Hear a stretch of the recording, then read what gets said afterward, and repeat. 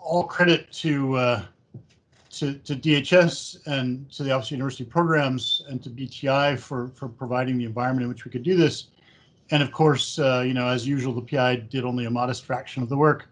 I want to acknowledge Dr. Aniko Sabo for informatics collaboration, Katerina Karenzi for coordination. Dimple Siobhan did most of the actual work that I'll talk about today. Some early sort of pre-project input and research by Jay Adelassian, a former student, and some contributions by Suman Nandi. And then on the next slide, you'll see that the dates of this project were compressed and exactly corresponded with the pandemic. So it's been a bit of a wild ride. And so we actually hired in a couple of extra people out of other funds at some points to just put things together after the lab was shut down for a while and stuff like that. But it's been quite the team effort. So this is the area of interest. January 28th was the last, was when we settled the work plan. February 1st was the start date. It was a compressed schedule, and all of you know what happened in March of 2020. So it has been kind of an exciting time. But I'm actually quite happy with some of the results that we've gotten. I think it's really quite interesting. Certainly one of the more fun projects to talk about as well. So the goal is to try to develop a practical means just to explore whether it's even possible to identify honey country of origin using pollen DNA. And since people sometimes filter out pollen, both for good reasons and for deliberate attempt at evasion, we speculated that you might be able to find somewhat what we call in a human circulating DNA, pollen that's broken open and liberated some DNA, tiny quantities of it, but polymerase chain reaction and modern sequencing are pretty good. And so we wondered if it would be possible to isolate the soluble DNA. And people had not done that before. They certainly hadn't used it for anything. There'd been a little bit of work towards that, but nothing practical. And I'd say that a substantial achievement of the project is that we showed that's quite possible. So this is how it's done now. Imagine the amount of patience and effort and expertise it takes to look at pollen grains under microscopy and identify which plant they're from. I mean, there are a very small number of extremely valuable and highly trained people who can do this. They are called in for all sorts of things because pollen is a very interesting indicator of origin, not just for honey, but for, corpses and letters and bombs and drugs and a whole series of other things. And crimes have been solved and people have been tracked by these sort of unsung heroes who can look at a large number of pollen grains and identify characteristic ones and know, this is blueberry and blueberry grows here. This is sage and sage grows here. And we don't have that expertise, and we speculated that you might be able to use DNA to supplement this, to sort of do some of the routine stuff, and then the deep botanical knowledge of those experts is still required, right, to understand where things grow. But that modern DNA technology might help. I note, by the way, that we and others, everybody sort of imagines, well, it's an imaging classification task. Can't artificial intelligence do this? But there are a vast number of kinds of pollen, and the dissimilarities are often pretty modest. And so the early efforts, I mean, AI image classification is doing great in all kinds of areas, but the early efforts are not at all encouraging for an AI image-based method. So here's the key thing, right? And this needs to be said, and everybody should see this plot. DNA sequencing has become almost free by historical standards. And this is what makes all the difference. It drives this project. I mean, you shouldn't bet against DNA sequencing in any domain anymore. So this is Moore's law, okay? The classic rapid advance of human technology. It's what makes computer technology get better and better. It brought us, the internet. It brought us portable phones that are supercomputers by historical standards. it brought us artificial intelligence and language translation and, self-driving cars. It's an unbelievably successful extended rate of technological advance. Over 20 years, Moore's law has gone down by 10, 100, maybe 1,000-fold, right? Which is an astonishing achievement. So 20 years ago, everything was $1,000 more, or if you like, compared to 20 years ago, you can have 1,000 times as good whatever it is for the same price, or transistor density, et cetera. Everybody knows, I mean, it's very, very widely known that Moore's law is a tremendous achievement. The only thing that goes faster than Moore's law has been DNA sequencing technology, especially over sort of a magical period from about 2007 to about 2011 or so, with some additional progress since then. And it's much faster than Moore's law. It's just staggering. The NIH managed to put three digits of the decimal point, but this was 10,000, 1,000, 100, 10, 1, a dime, a penny, right? So things that cost $10,000 in the turn of the century in 2001 are now cost a dime or a penny. Sorry, a penny. I did some sequencing by hand before 2001, and it was laborious. So we'd spend all day with radioactive gels and get a few hundred nucleotides. So this is a raw million bases, a million letters for a penny, which is just surreal, unbelievable progress. And I want to emphasize this because it's why this project is a good idea, frankly. We're currently paying $75 a sample for an enormous amount of sequence, not getting any particular bulk discount, and things keep going down. The other thing that's happening is that we're beginning to see field deployable sequencing. The medical people are very excited about this for sort of point of care diagnostics. So this isn't just a gadget. I mean, Oxford Nanopore is I think it's now a unicorn. It's a billion dollar valuation. It uses a nanopore. Some of its origins are actually at Texas A&M. It's now centered in England, and it really does look like this. And you can buy this thing for $1,000, and lots of people do it. Widely used for science teaching and science fairs and public outreach kind of stuff. Has an array of tiny little pores that DNA goes through. There's an electrical current. The blockade of that current by the DNA letters depends on their size and chemical nature, and the device is capable of following that. We didn't use this device. I'm just saying that, it's the thing on the horizon where, if you've ever seen Gattaca, sequencing is going to get not only really cheap, but also quite portable. I mean, this whole device is $1,000.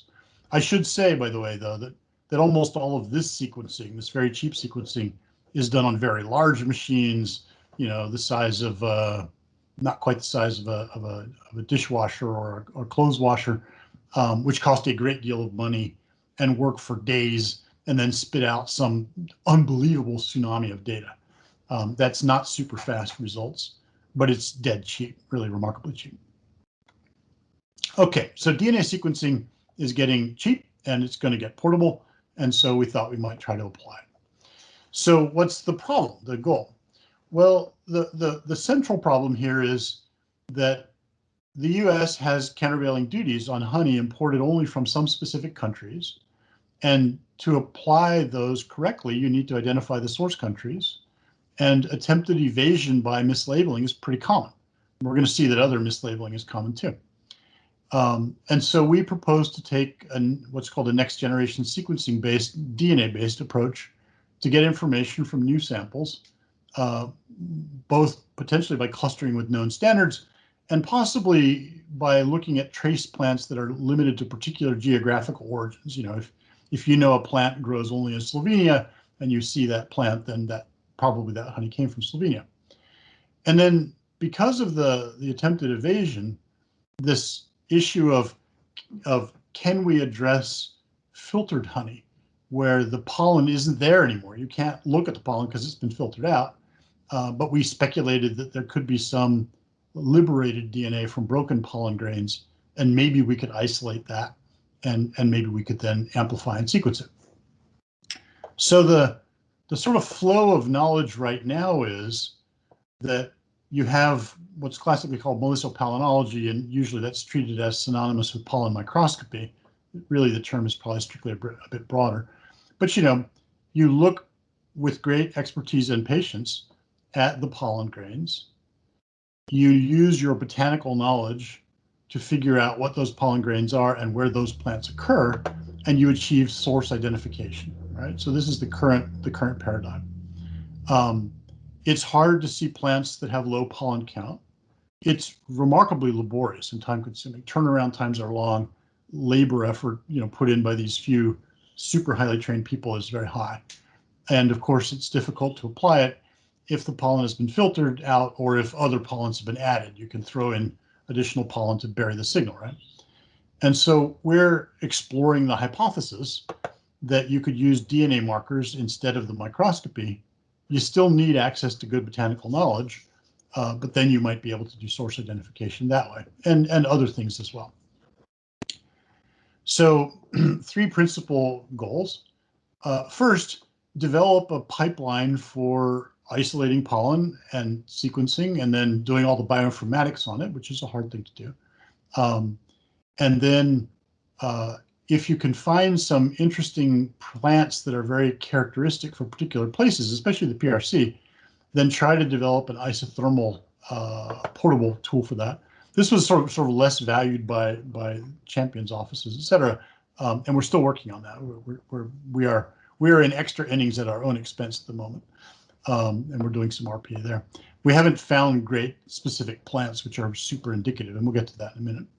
And then undertake to try to isolate DNA from filtered pollen-free honey, to purify it, to do PCR amplification, and then to do sequencing of that soluble DNA. And we put a good deal of effort in there and had quite good success.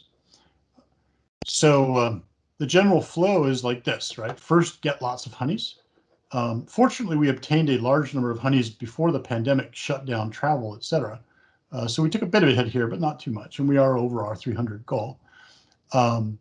Then work pretty hard on how you're going to isolate the DNA out of honey. It's honey, right? It's sticky and viscous and full of all kinds of other stuff, and you have to isolate the pollen from raw honey, and then you have to try to isolate soluble DNA from filtered honey, and that was a significant technical issue.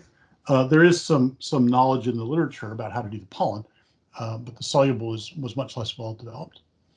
Then you're going to get an awful lot of data from the sequencing. It's not a thing you can do manually at all, and even you need sort of professionals, right? So Dr. Sabo is a world-renowned bioinformatician at the Baylor College of Medicine Human Genome Sequencing Center, and I think everybody on this call knows she's also my lovely wife. And I was able to persuade her to do this. And Baylor is top 2 genome center in the US, maybe top 3 in the planet. So they have extraordinary resources and knowledge there. And then with that information, you can look for country-specific clusters or plants or other interesting indicators, and use that to try to understand the true origins of the sample you're looking at. So this is our collection of honeys. We have 303 from 37 countries. Fortunately, mostly obtained before the pandemic. I mean, we have actually dispatched people to get things, or knew people were going somewhere and said, bring us back some stuff. So they're well curated. We had planned to do more of that, and international travel just disappeared. Just to illustrate, we have almost 5 million reads. So if you equate that to the identification of one pollen grain, and you may not know the exact species, but it's in this little family of species, our reads are kind of like that. And we can crank these things out in extraordinary numbers with modern sequencing.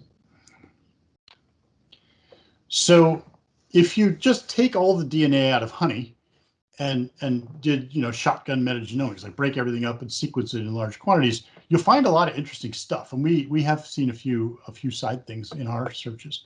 So you'll see the honeybee, right? A couple of kinds of honeybees and other insects. There are fungi there. There are bacteria. In fact, there's some specific bacteria that are sort of probiotics and commensals with bees, which help preserve the honey, for example, and keep the bees healthy. There are viruses. There are some viruses that live in bees, and we we discussed the possibility of using all of these things for identification in different ways. But the main one, and the one for which there's a big database and sort of aligned with what's currently done, is plants, right? So the bees go out, they collect pollen. The pollen has DNA of that plant in it.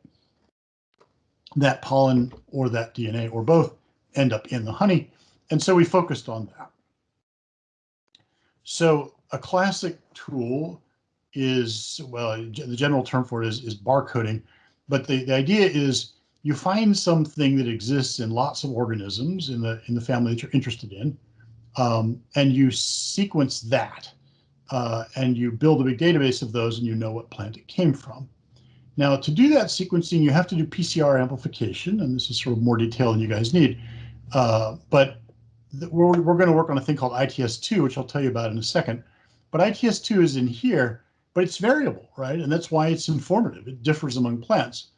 But PCR, the polymerase chain reaction that we use to pick this thing up, needs some non-variable sequence to put the forward primer on and the reverse primer.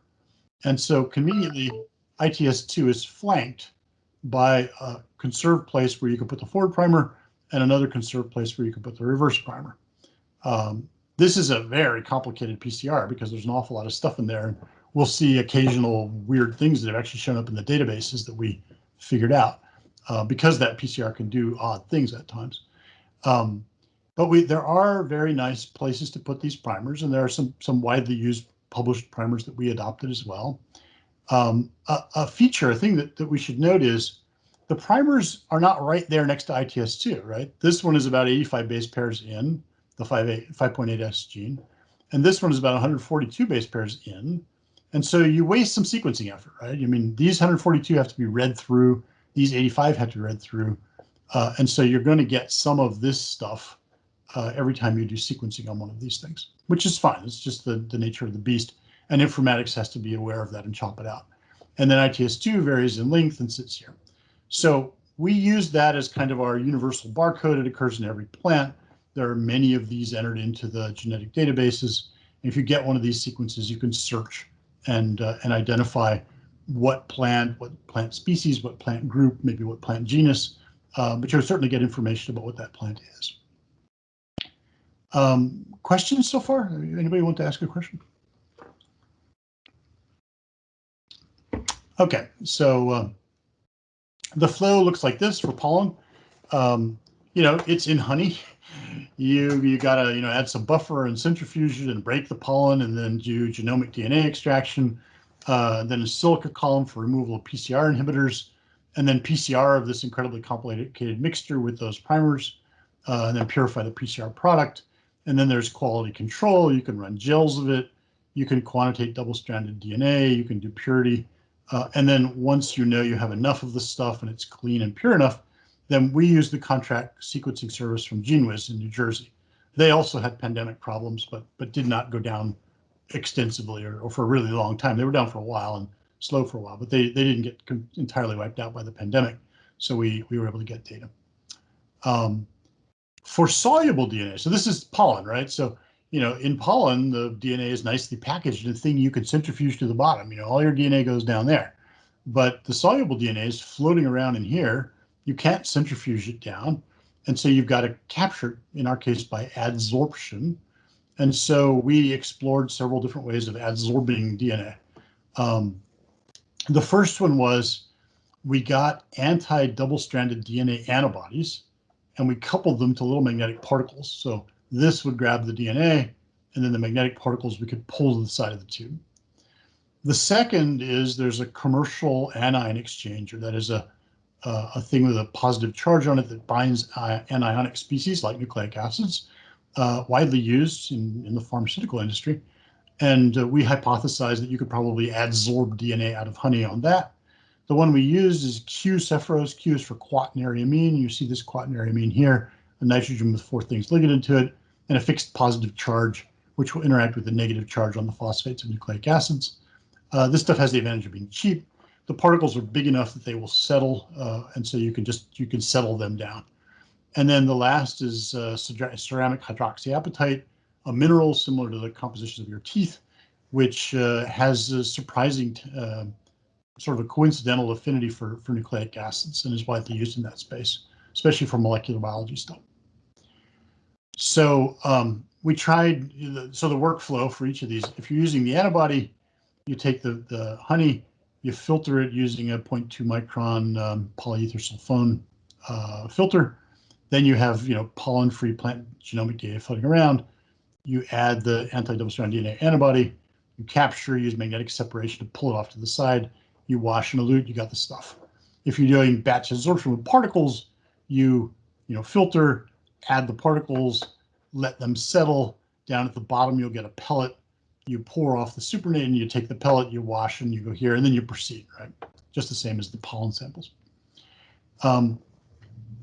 What you get back is enough data to break your computer, right? Really extraordinary quantities of data, megabytes to start with, but giga after that, pretty quick, and tera eventually. And so, not my area of specialization, but you got to look at the stuff, especially with this very, very complicated mixture that you're trying to do PCR on. You'll get a variety of weird things that are artifactual or wrong. You also get a bunch of synonymous things. You want to figure out the synonyms. You get some partials. You get some things that need to be hooked together. So anyway, this is the general workflow. And we can go through this in some steps in small detail. So at the beginning, you got to clean up the reads, right? So if you get a read that has more than 5 mismatches to the primer sequence, then that's likely not a well-primed, not a well-amplified read, and you just eliminate it, right?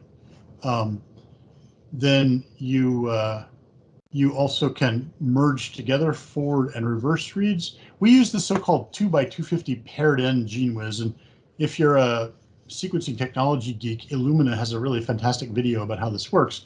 But suffice to say that they read part of a sequence, and then they've actually got a thing that's flipped over and standing up the other way, and they read some here.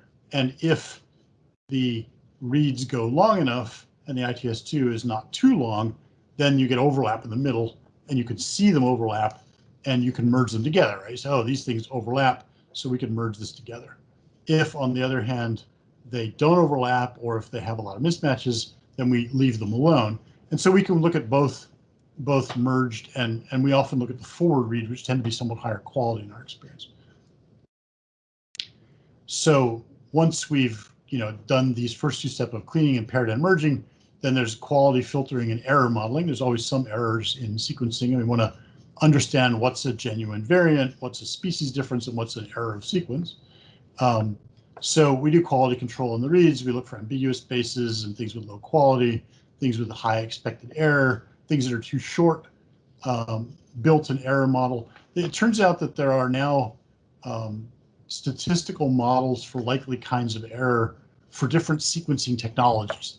And so Illumina being the dominant provider, which probably does, I think I read 80% of all of the sequence data that gets put into databases these days, it's been heavily studied, and there are specific models for that to try to understand that, with a sequence of this composition and this quality, this is probably an error, probably not an error. If it's not an error, then it's either a biological variant among individuals of a given species, or it's a difference in species.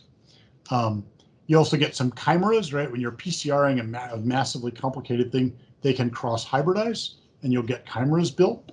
Everybody sees these, we see some. And so you can identify those. You say, oh, this sequence looks like 2 segments that have been spliced together from more abundant parent sequences. Filter that out, right? So you wouldn't want to do that by hand, but by informatics, it's quite good.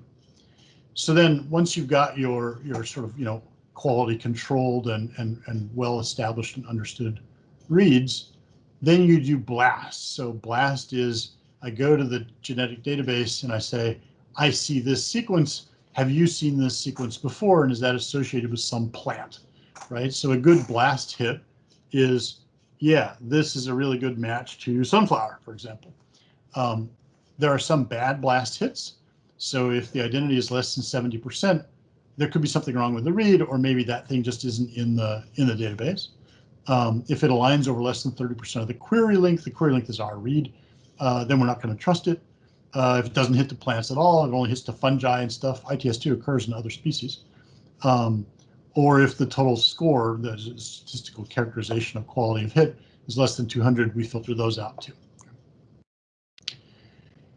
So just a story, and we're sort of bragging a little bit here. As I've mentioned, PCR of mixed honey DNA has complex reaction. You can get cross products and unusual things. And we saw a lot of hits to this species, Vaccalia jacomonti. And it's in the database, reported as a real plant. And there is such a plant, and it's in India. We were seeing it in funny places, but our sharp-eyed bioinformatician looked at this and noticed that the sequence that's in the official database and that our computer searches were hitting, it looks like this. And you don't have to read this or pay much attention to it, except note that the yellow highlighted parts are identical, right? So it's a chimeric repetitive sequence. It's an artifact of some sort, a very bizarre PCR cross-priming thing. And it's not a real plant sequence. And that's especially reinforced by the fact that the same group, in their effort to do DNA barcoding of the medicinal plants of Pakistan. Let me just step back one sec. There's a vast volunteer effort out there where people do stuff like this. And the cultural tradition is to give the data for free to GenBank or to other DNA sequence databases, but especially GenBank, which is the US enormous database.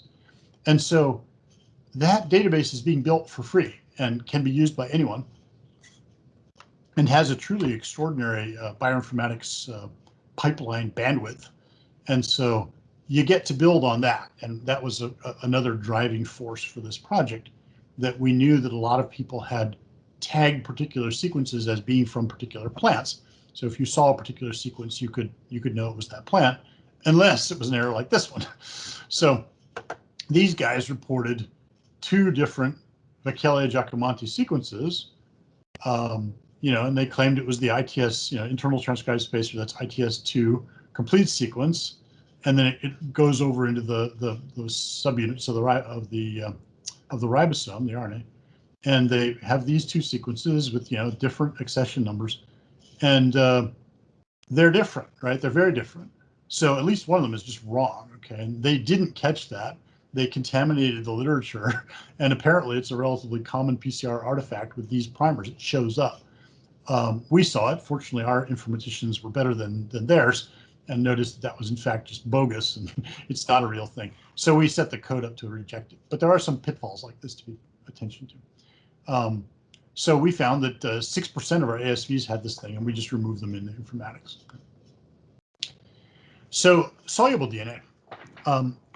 We tried the 3 methods that I mentioned, using the anti-DNA antibodies, the hydroxyapatite, and the Q-sephrose, the anion exchanger.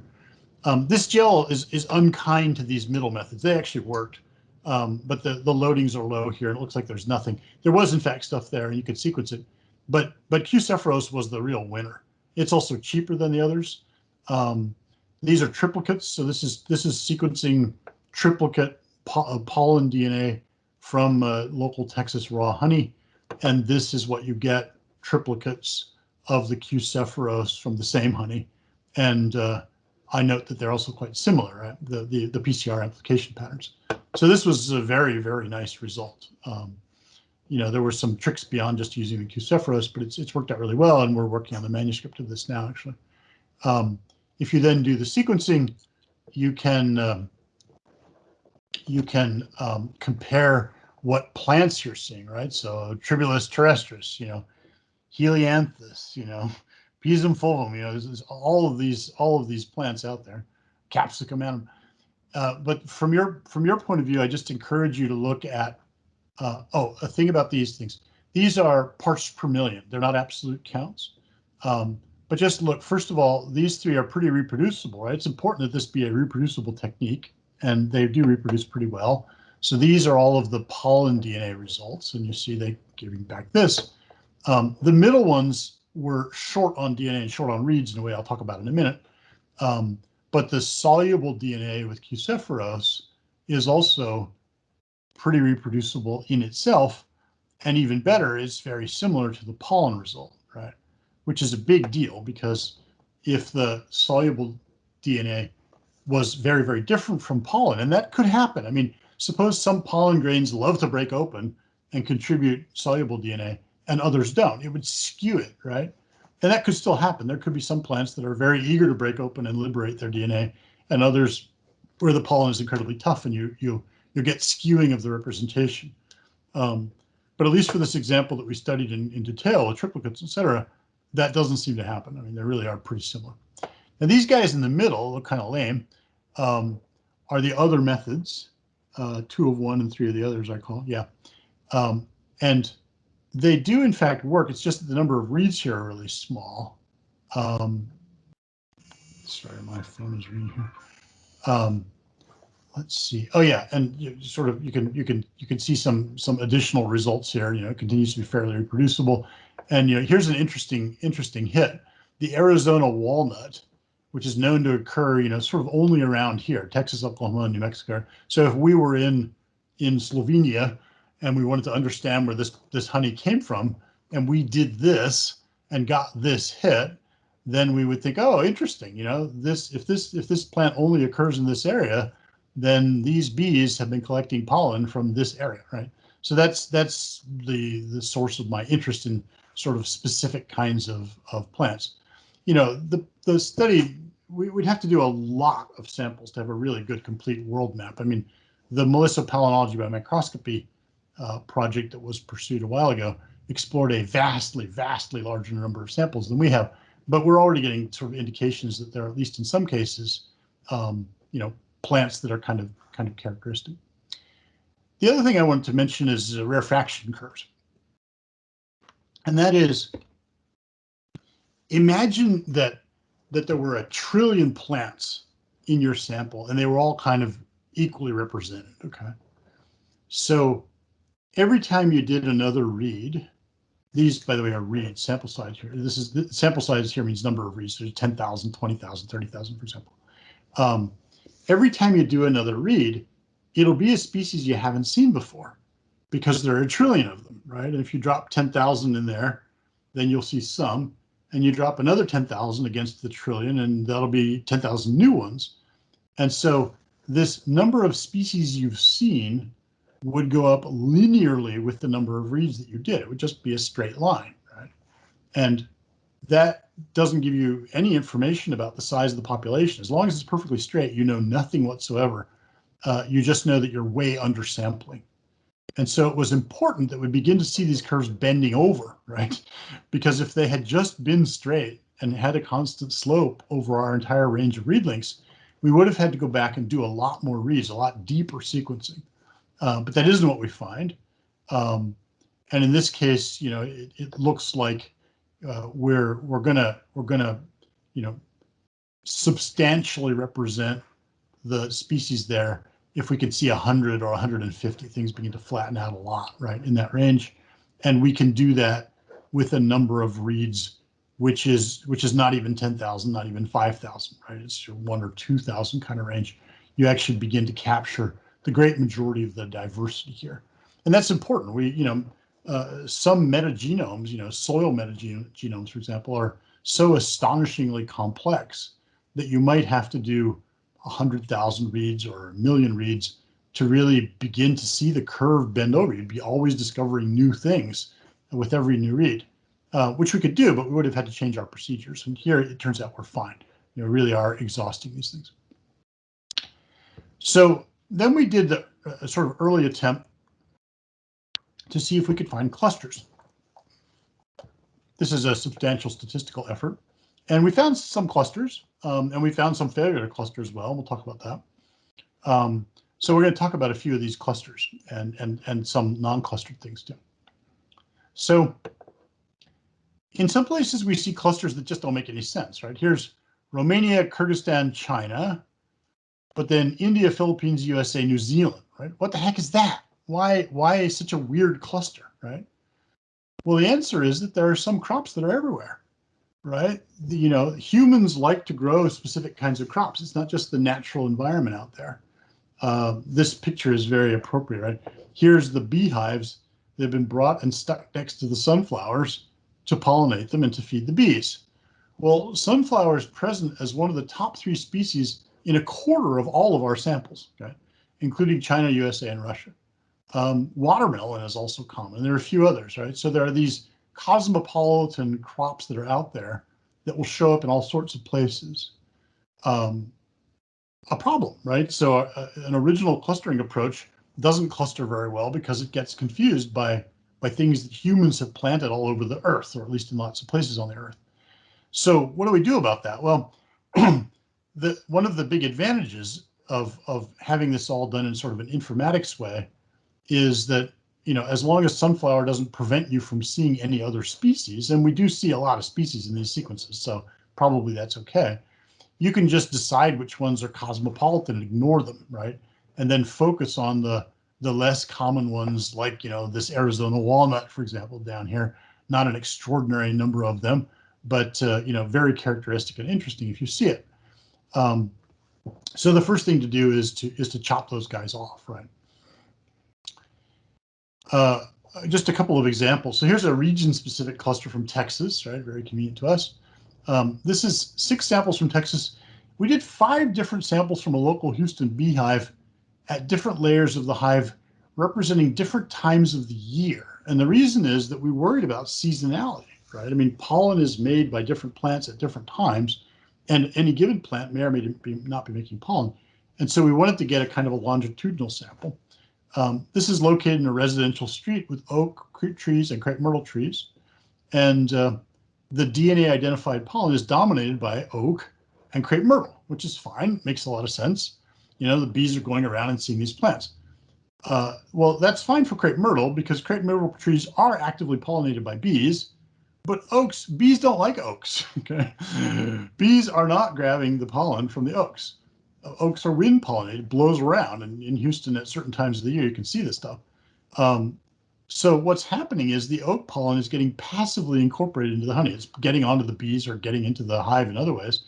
And so the hive is a kind of a passive collector of aerosols and stuff that's out there, either directly into the hive or on the bees and then in, which is kind of interesting. It means you can actually find stuff that bees don't care about.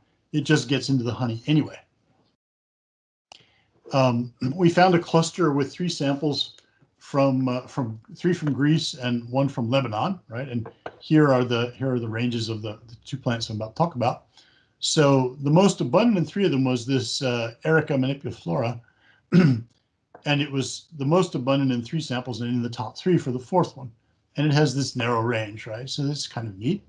So if you see that, you know, that's pretty good evidence that there's something, your sample, your honey came from around here. We also identified this Quercus coccicifera, which has this range, you know, with a big overlap here. And so you know something just by seeing those two plants. There are other things you can do. One of them is to look at sort of plant-specific things. So here's a cluster of 4 samples from Europe and the country of Georgia. And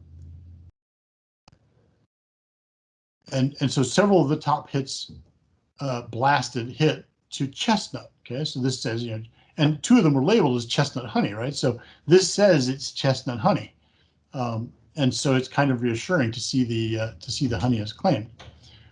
On the other hand, here's a cluster of 4 samples, 3 of which are from Mexico, and 1 of which is from Vietnam.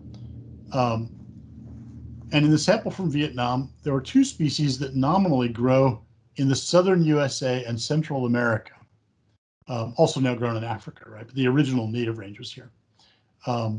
So the fact that it closely clusters with 3 samples from Mexico really raises very complicated questions about the origin of that sample. Another disagreement kind of story is our sample we call H72, where we sequenced the DNA out of that honey sample, but 4 of the 5 top species found there have native ranges restricted to South America, okay? not to Germany. They are also planted in other places, and it could be there, but not Germany. So it's very possible that samples like this are either mislabeled or the product of mixing honey from multiple sources. So we wanted to explore this a little bit, this sort of, you know, claims of origin. It's very common for people to say, oh, this honey is mainly from the manuka plant, or from linden, or from chestnut, or from thistle.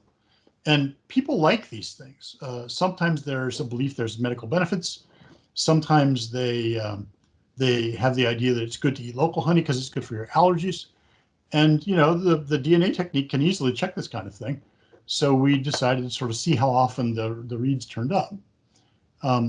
So we had 3 samples of linden honey from Romania, USA, and Bulgaria, and only one of them had detectable reeds from linden. Okay, in the other 2 samples, we didn't see any reeds from linden at all. The one from Romania has 34% linden, though, quite straight. We had a sample that was labeled as Scottish heather honey from the UK, and we found 16% common heather. And this species is known to grow widely in Scotland and also appears in other places. But it's encouraging, right? Certainly it is heather-based and quite possibly could be Scottish. If you really wanted to assess the geographical thing, you'd probably look at the other species and see what was in there. But here we're focusing on whether it was heather or not, and it was. Eucalyptus honey. So 3 samples from eucalyptus honey, said to be eucalyptus honey from Australia, Brazil, and Spain. Only the ones from Spain and Brazil had reeds identified as eucalyptus species at all. A trace in Brazil, but lots in Spain. Interestingly, you know, I think of eucalyptus as being likely to be the Australian thing. No reeds were seen. There are no eucalyptus reeds in the Australian eucalyptus sample. The most abundant species in that sample was sunflower. Okay, lots of sunflowers around the Earth. And the second most abundant was the South American origin species Ludwigia erecta, which raised a lot of questions as to where that honey came from. You know, it does not occur in Australia. It started out here and has been planted also here. And then Manuka, okay, one of my favorite stories. Manuka honey is reputed to have health benefits. You can buy Manuka bandages, for example, and various Manuka creams, and there's a lot of discussion of the health benefits of Manuka honey. And as a result, I mean, H-E-B is our local supermarket, and you can buy their sort of house brand honey for $2 for 8 ounces. Manuka honey from the New Zealand Honey Company will cost you $260 per 8 ounces. I mean, it's like, you know, pharmaceuticals or perfume or something, just extraordinary. And consider the degree of incentive for somebody who's got, you know, hundreds of kilos or tons of this stuff to just put it in a fancy bottle and relabel it and increase its value by 100-fold, with the cost of goods sold maybe doubling for the nice packaging, but that's about it. Right? And so we speculated there might be some evidence that we could find about this. So frankly, you know, be very skeptical of Manuka, right? So we ran 21 Manuka samples, and we detected reeds matching Manuka in only 9 of the 21 Manuka samples, right? The highest fraction was 4.25%. The lowest non-zero fraction was 0.01%, but many of them were just zero. I mean, you know, Manuka honey, in our experience, in our sampling, is mostly fraudulent. 2 additional samples contain reeds matching Canuka, which is a species that's closely related to Manuka and also endemic to New Zealand, right? So I don't want to be too harsh, but there are many that had neither Manuka nor Canuka. We also looked at region-specific plans. There are several ways to do this in terms of how strict you're going to be, and regions can be very big and can have a lot of variety, of course. So at the beginning, we applied very strict criteria. So we limited our analysis to species that appear only in samples from a specific region and no other samples. And we identified, for example, 1 species that was present in 4 European samples and 3 species that are present in 3 European samples each and not in any non-European samples. Okay, so pretty good markers for Europe. Cistus larifolius, France, Greece, Italy, Portugal, Spain, and Turkey showed up in 4 European samples.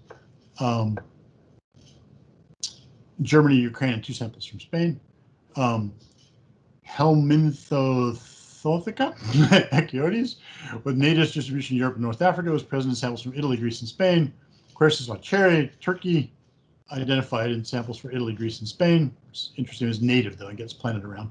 Erica arborea, with a range in southern Europe, was identified in 1 sample from Greece and 2 samples from Spain. We also tried relaxing the criteria a little bit, and this is more detail maybe than we need. I see we're getting short on time too, but if you allow it a little bit of relaxation, you allow presence of some nominally non-European samples, then you could find a significant a significant number of these markers too. So we found 2 such species that sort of meet the relaxed criteria. Quercus robur, which is a range in Europe and in the Middle East down here, was identified in 7 European samples and 4 non-European samples. And Quercus ilex, identified, which has range here, identified in 10 European samples and only 1 non-European sample, the country of Georgia. And the country of Georgia is not so far from Europe, so it could overlap. You know, one of our issues is the botanical knowledge thing I talked about. We can find some of these things at Kew Gardens, and people do plants of various countries, but it takes a real botanical knowledge, as with pollen, right? We don't compete with the overall botanical knowledge part. We just compete with the figuring out what the plants were. But then we're as dependent on botanical knowledge as anybody else. So these are some deliverables. SOPs for extraction of the plant DNA, genomic DNA from pollen, amplification and quality control, the bioinformatics pipeline. In the final report, and we're drafting that now, detailed description of how we do the soluble DNA capture and clustering analysis. And other files, you know, we have a large library of 300 plus, 303, I think, honey samples with, you know, where we got them and photos and sources and labels and stuff, and the raw FASTQ, which is a great deal of information. So we're on track to deliver all of these. We've done most of them. Also, external products, presentations. It's been kind of a tough time for meetings recently, but we have actually already presented and have others pending. This was presented in the Agricultural and Food Chemistry Division of the ACS, this was presented in the Division of Biochemical Technology, the enrichment of trace pollen-free DNA. We have an abstract submitted for poster presentation at the DHS Center of Excellence Summit in a week or so now, a couple of weeks. And we have an abstract in for oral presentation at the Affinity 2021 conference in June. So we're excited about this. You know, it really does seem to be a pretty general tool for leveraging the tremendous value of pollen and the tremendous amount of knowledge accumulated in botany, right, in where plants occur, and the tremendous databases of sort of, you know, freely contributed information in things like GenBank, to you know, use DNA where you would use pollen in all the ways, right? So, you know, I just name a few, right? In endangered species, poaching and trafficking, microbial forensics, you know, people, and there have been, as you probably know, cadavers identified by pollen on them, a variety of other sort of criminal casework, food authentication, et cetera, et cetera, et cetera. Others will have more ideas about that. So we did our 303 honey samples, next generation sequencing and bioinformatics analysis. We've really, I think, pioneered the clear use of techniques that can use soluble DNA to identify origins and plant compositions of ultra-filtered honey. We identified a small number, less than I had hoped, frankly, but some country and region-specific plant DNA sequences. We showed that you can really very effectively debunk claims of honey origin. You know, people say, oh, it's Manuka. Well, let's check. You know, it's not hard, and the data are pretty compelling.